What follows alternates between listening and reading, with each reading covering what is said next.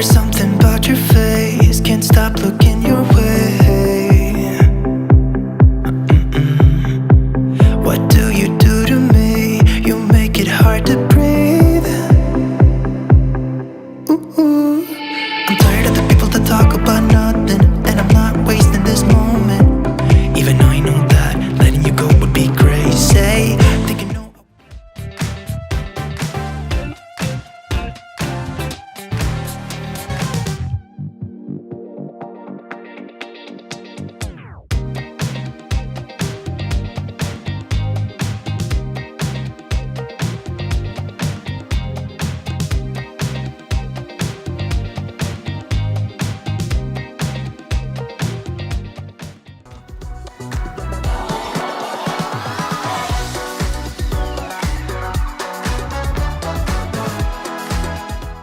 My launch story is kind of a three-part story, so bear with me. So I always wanted to be a music journalist. You know, I was kind of lucky. My parents had really good taste in music when I was young, so I was that kid in kindergarten, like, who knew who David Bowie was.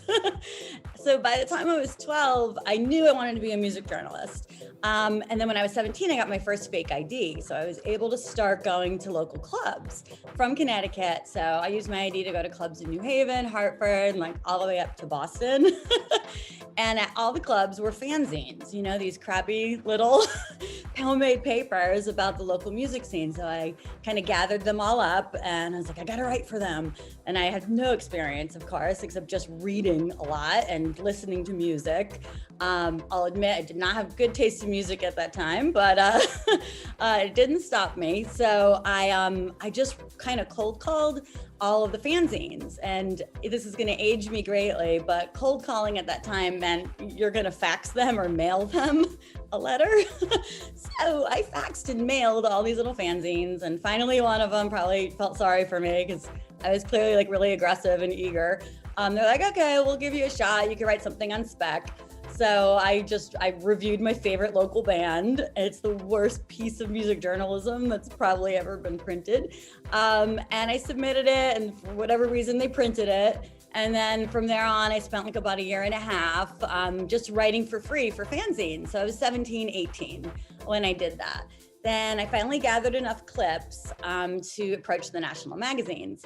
And my favorite magazine was not Rolling Stone, it was Hit Parader, which is embarrassing a little bit too. But I really wanted to write for Hit Parader magazine because I was more into like the hard rock and metal and glam rock scenes. And so I did something really goofy to get in there. So instead of just pitching them like a normal person would, which again at that time was fax or mail, I created a mock Hit Parader magazine out of construction paper, Sharpies, and glue. So I took their magazine and I called mine Carrie's Clips, and I did it in the Hit Parader font. And then I put on the cover like one of my feature stories I did for one of those fanzines. Then when you open it up and there was the section for the editorial staff, that's where I put my resume and bio. And then I cut out all of their other section headers, so like live reviews, and I glued in one of my live reviews, and then CD reviews, and I glued that in. And yeah, it's something like a child would do, but I was 19, so it's a little cringeworthy right now. But I did that as a way to stand out. And then instead of faxing, I couldn't fax it, didn't want to mail it, I spent money on a personal messenger service to hand deliver it to get it on the editor's desk. And they told me later, like, they just kind of laughed because they're like, "What, this girl is crazy, like this is insane." But they said yes. And so my first paid writing assignment was for Hit Parader magazine. I was 19, and it was a 2-page feature on the Black Crowes, and I got paid $150. And then the third part of the story is, so then I went to school for journalism with a focus on rock journalism. Rock music journalism. And so I just did a bunch of internships and kept writing. And by the time I graduated, there was a job open at Billboard magazine in LA that I wanted. And I did the same kind of aggressive thing. I didn't do construction paper this time, but I faxed them, I called them, and I sent a messenger service with my resume and clips. And I was just super aggressive, and I didn't let up. And they kind of told me one of the reasons they hired me was just because anyone who wants this job, the paid $19,000 a year so badly, like, let's give it to her. And then the rest kind of just snowballed from there. But yeah, I did some weird little aggressive, annoying things that all of these editors still make fun of me for today, but it worked.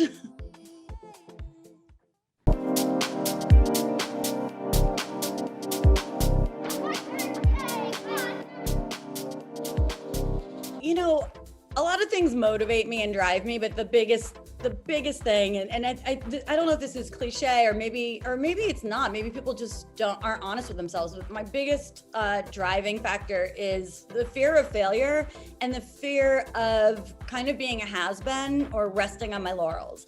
Because I started out so young and because I accomplished a lot when I was younger. Like when I got to Billboard magazine, I think when I was 23, I was a section editor and I was their youngest section editor in their 100-year history. When I was 26, I was named like one of the most influential people in the music industry. Like I had a bunch of these things happening through my 20s and early 30s. I got my first book deal when I was 30. A lot of stuff happened early. And so I'm always afraid, like I never wanted my 20s to be my best decade. So I think that fear hit in my 30s where it's like, okay, I gotta really work at this. And what I try to do is just make sure like I'm always upping my last project. You know, like every project can't be that 5-star project, but like at least every few years, there's got to be something that's like really stands out that you're really proud of, that kind of defines that era of your career. And I'm 3 decades into it now. So like I get to look back and be like, okay, this decade I accomplished all that, then that.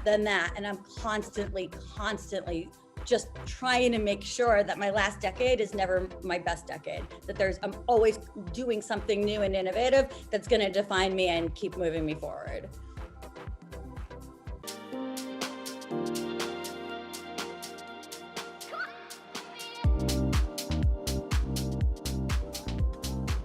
Me hours to dig up.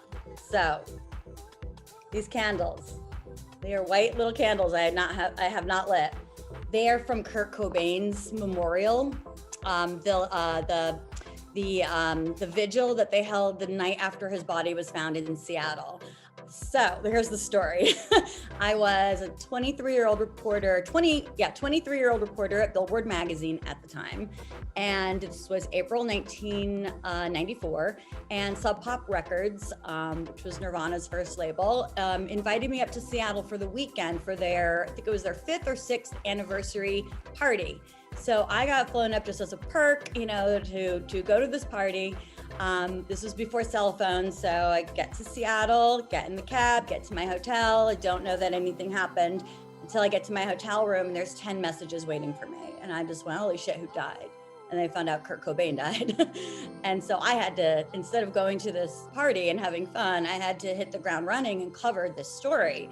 And at 23, it's like, that was a pretty big story. Like I did not know what I was doing. So I hit the ground running and just started doing interviews. You had to call the police. I went to Kurt's house, took photos. I have a photo of the stretcher. It was all like so overwhelming and intense. The next day was the big vigil at the Space Needle in Seattle. And so I was just the man on the street reporting, and you know, I went to it and I just saved as much stuff as I could. I just knew I was in the middle of like one of the biggest music stories of the decade, and so I tried to save a few little things from, you know, all the major points in my career, and this was a big one, and this is the one that makes me tear up because it's so sad, and the story gets sadder to me as the years go on. But I ended up writing a book on Nirvana, so I got to put some of my experience about what it was like to cover it and be there in the middle of it. And so these are the candles from his memorial, the weekend his body was found.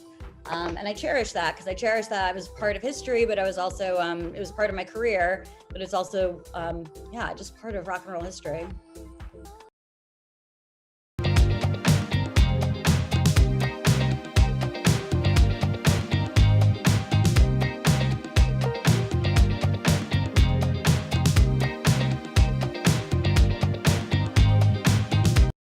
how did I get started? It's a great question.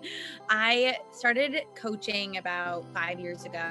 I've been coaching full-time for 5 years. So a little bit before that, I started coaching informally. I was coaching my friends, and I started getting some coaching training and was actually trained as a vegan lifestyle coach. And that wasn't quite aligned, even though I am vegan and I love that, but I didn't really want to be coaching around health. And so I just started coaching more generally about life and about communication and confidence and relationships. And it wasn't until I dove into my own relationship to my sexuality, my sensuality, my relationships with men, my relationships with women, my sisterhood relationships, I started doing a deep dive around that and all of my blocks and discomfort and limiting beliefs around these things, because I was super frozen and stuck in the area of intimacy. I think, I don't know what the saying is, but, it's like you teach the thing you most need to master, you teach the thing that you most need to work on. And that was me around intimacy. Like, I started learning so much and immersing so much in tools and practices around sexuality and orgasm and pleasure and desire. And I was like, holy shit, this is amazing. I am so excited about this, and this is transforming my life. I have to teach this. And so then I started just naturally integrating it into my already existing coaching business about 3 years ago. So I've been coaching for 5 years, and then for about 3 years, I've been doing the intimacy focused work, pleasure and desire focused work, mainly with women, and I love it.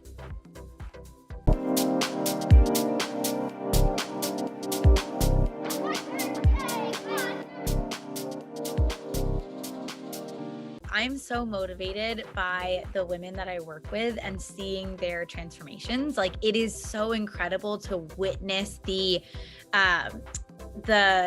metamorphosis in front of me of women going from second guessing and living from obligation and, social conditioning and fear and shame, which is, plagues many of us in our culture, and watching them go from that type of life, kind of withholding their truth, not really expressing themselves fully, not living in their pleasure, to gaining these tools and practices that I teach and just completely opening.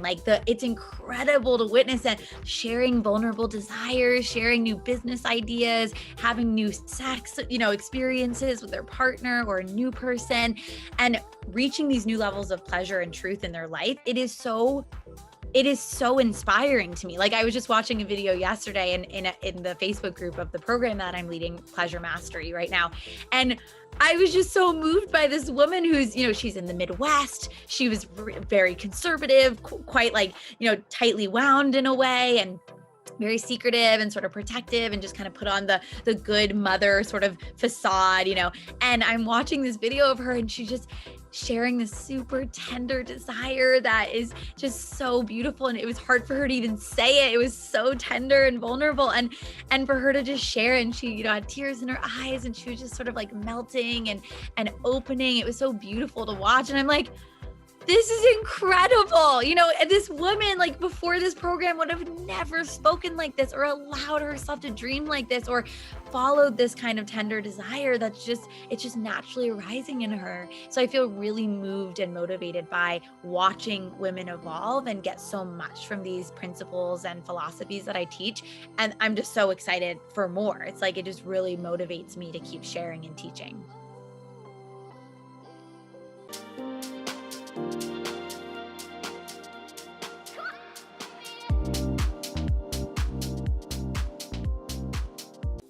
Started pondering this question, when we first connected, I was thinking something that I own, I don't really feel very attached to my physical possessions. I really don't, especially I live in Bali. I've left most of it in LA and have stayed here for a year. And it's what physical possessions? I can always create more.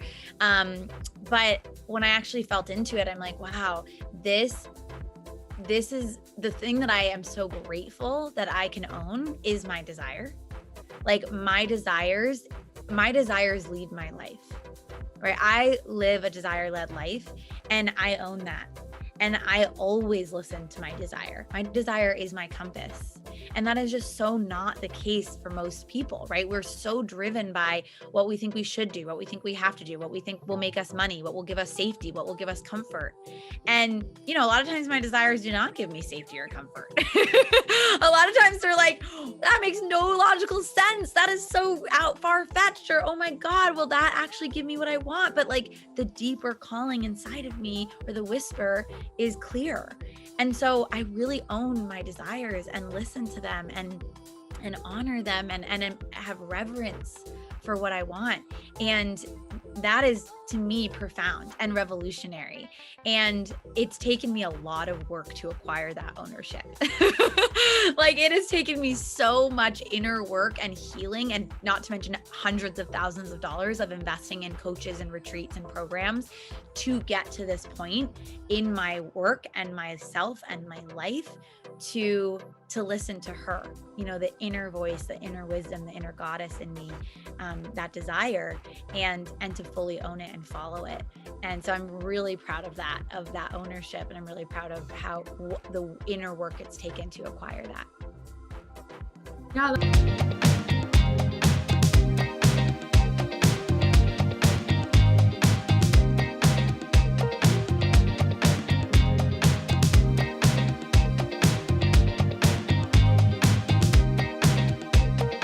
So my writing career started completely by accident. I was a graphic designer working in the book publishing industry for about 25 years at that point. And then my husband died very suddenly in 2003, and I was widowed. I had a young daughter who was about 6 at the time. And about 6 months after he died, I discovered that he'd been leading a second life, and in fact had been involved with a woman in my town. She was the mother of one of my daughter's friends. It was about as sordid as you could imagine, and truly shocking for everybody that knew us. And friends would come over to my house, and they would sort of shake their heads and go, "Julie, this is just so crazy. You have to write a book." And I'd look at them and go, no way. I had no idea. Even though I'd been in the book publishing business so many years, I had no idea even where to begin. And then one day, I guess a few weeks later, I went to a yoga class, and at the end of the class, there was this woman there that I kind of knew her a little bit socially. Frankly, I was kind of terrified of her. She was a journalist, and you know, so anyway, I was kind of intimidated. She called me over and said, I think it was something like, "Word on campus is that you're writing a book." And I looked at her and I was like, "I don't know where you heard that, and that's not what's happening." And she said, "No, Julie, you don't understand. When something like this happens, it's a story that has to be told." And she said, "I want you to have lunch with me." And we met at a diner. And I remember even what we ate. It was like, I think I had a tuna melt. I don't know why I remember that. But, you know, details are always important in writing. And anyway, she just said, "I want you to do this." She gave me instructions, which were go home, sit at your desk every day for 20 minutes, see what happens, don't edit, don't censor yourself. And then sort of like a doctor, she was like, "Call me next week, we'll have lunch again. I'm going to check up on you." And believe it or not, that's how the first book sort of came to be. It took about 3 years, and that's how it all unfolded. So you never know.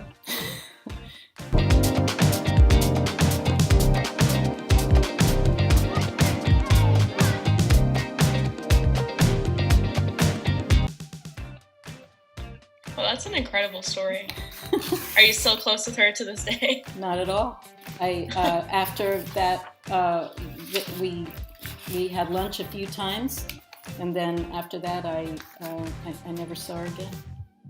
Once you just got started, you realized that. It was just like she was sort of the creative angel who swept in. And I had other help as well from other people along the way, a lot of wonderful editors and people who gave me advice, because really I was such a newbie. Even though I worked in publishing for all those years, I'd never really tried to imagine what it was like to actually write a book instead of just design the book cover for a book. And it was quite a different experience. So I came late, but just to show that it can happen at any time. You just need a good story. Yeah, I think it's important for people to realize like you don't have to study something in school, or you can start something later in your life too and be great at it.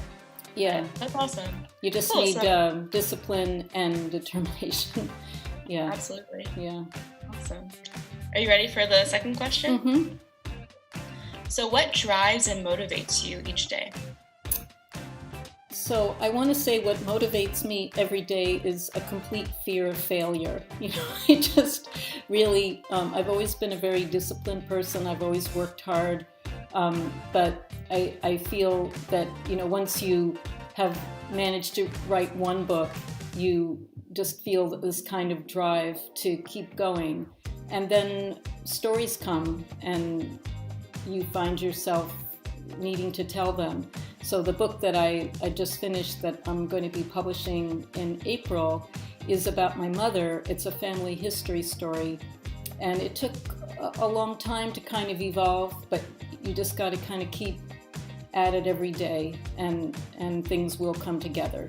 It's actually quite miraculous. You start with nothing, the empty page, and if you just keep on going, eventually you'll have 300 pages. So.